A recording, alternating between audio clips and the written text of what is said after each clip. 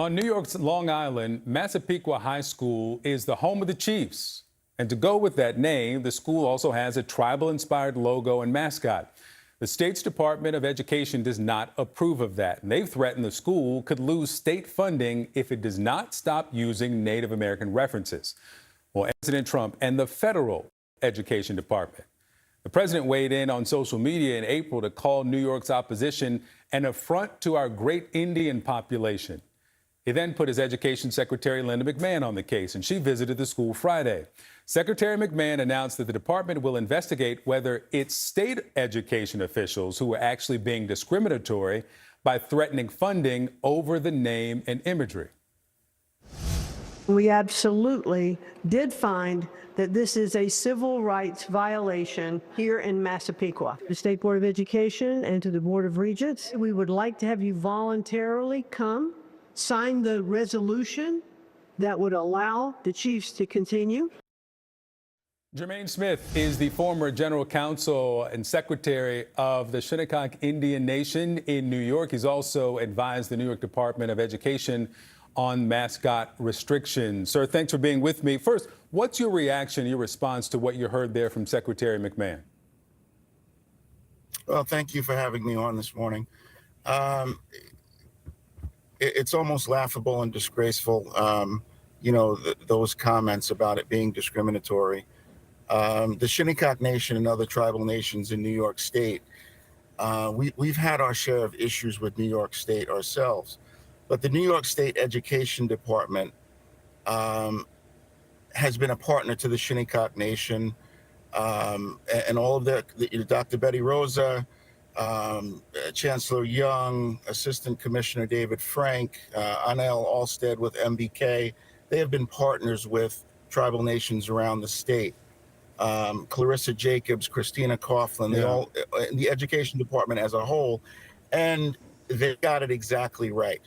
And the United States Education Department has it exactly wrong in this case. Okay, so when she says that it is the state that's being discriminatory, help me see the other side of this. What is the impact of the imagery of the mascots on Indigenous people and children specifically? So when I got involved in education, obviously, as most do, it's for the well-being of the children. And in my particular case, being a tribal leader on Shinnecock Nation, my focus was the well-being of our Shinnecock children. And we performed poorly in our local school district for many years. Part of that is the generational trauma and the psyche of our Shinnecock children and Native children all around the country who believe that we don't exist anymore. It's a part of it. And that imagery looks at us and speaks to us as a stereotype. We all look the same. We all wear headdresses. That's not true. We come in all different shapes and sizes. And my own daughters have said to me, Dad, we still exist. Why are we being used as mascots? So that's the harmful effect that it has, and I speak from experience on that.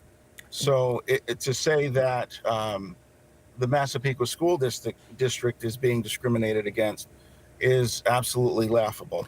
And part of the case that they make about this being discrimination against the district is because they say that the state allows other names derived from groups like the Dutchmen and the Huguenots.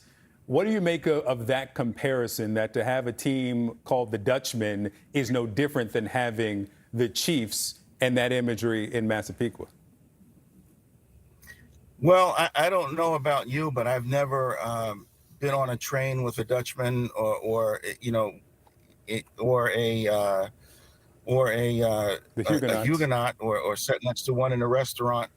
But every day, you may not know it, but you probably pass a Native and Indigenous person in New York State. And so it's hurtful to us. It's absolutely not the same thing. And I can't even speak to those other mascot issues, but when it comes to Indigenous people, We don't like being portrayed as a mascot, as a thing of the past. Jermaine Smith, I thank you for your time this morning. This week, the Supreme Court declined to stop a land transfer in Arizona that will lead to the destruction of a site sacred to Native Americans. The Western Apache people say they've practiced religious ceremonies at the site known as Oak Flat for centuries. The fight over the land started more than a decade ago. Now, in 2014, Congress approved the transfer of the federal property in the Tonto National Forest to the company Resolution Copper.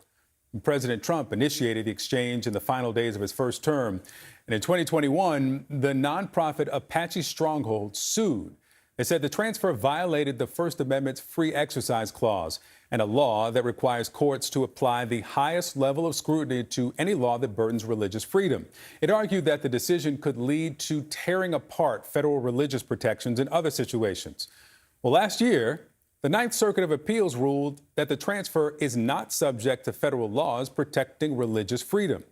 And Wednesday, the court declined to review the case, with Justices Clarence Thomas and Neil Gorsuch dissenting. Gorsuch called the decision not to hear the case a grievous mistake. Here's what he wrote. Just imagine if the government sought to demolish a historic cathedral on so questionable a chain of legal reasoning. I have no doubt that we would find that case worth our time. Faced with the government's plan to destroy an ancient site of tribal worship, we owe the Apaches no less.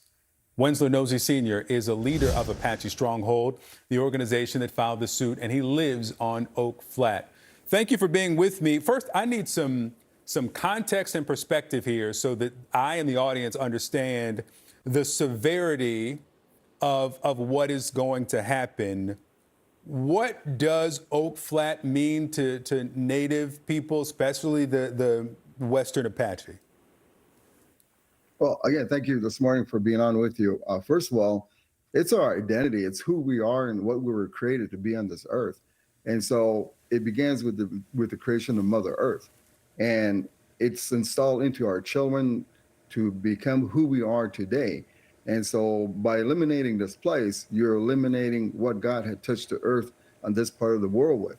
And so it's going to be completely devastating if this occurs, because now you're going to have not only you will be having like a mental, social effects.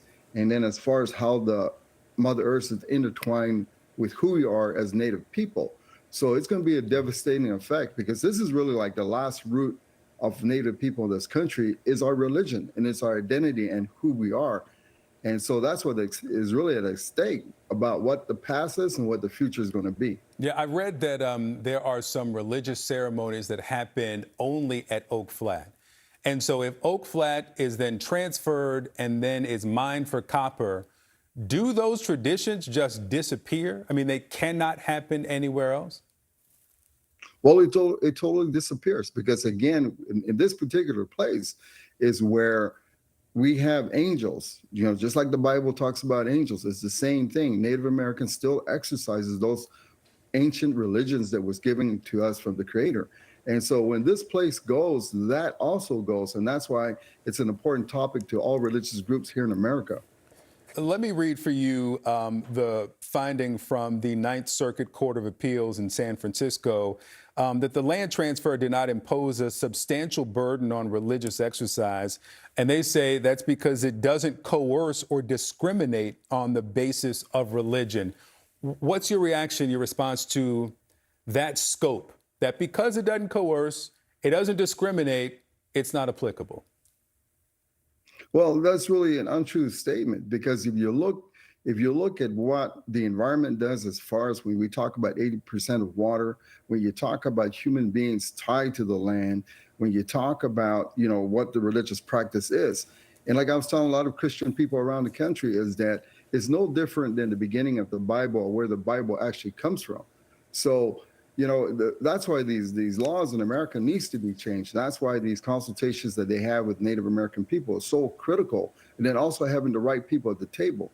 And so it's going to really be detrimental, not just to us Native people, but to the country itself, because you're talking about the environment. When you talk about religion and environment, they go hand in hand.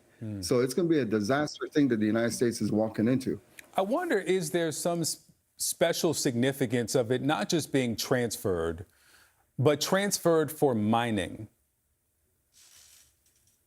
Well, When you come back to who owns, I mean, you're talking about two foreign mining companies.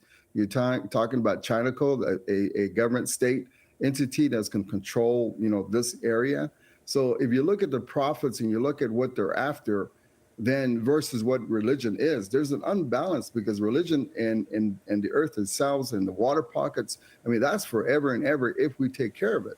So this is why the NEPA was very critical in the 2014 when John McCain gave the exemption, because it totally wiped that out. So you would clearly see the unbalance, of what this land base is all about, from religion to the future of the country.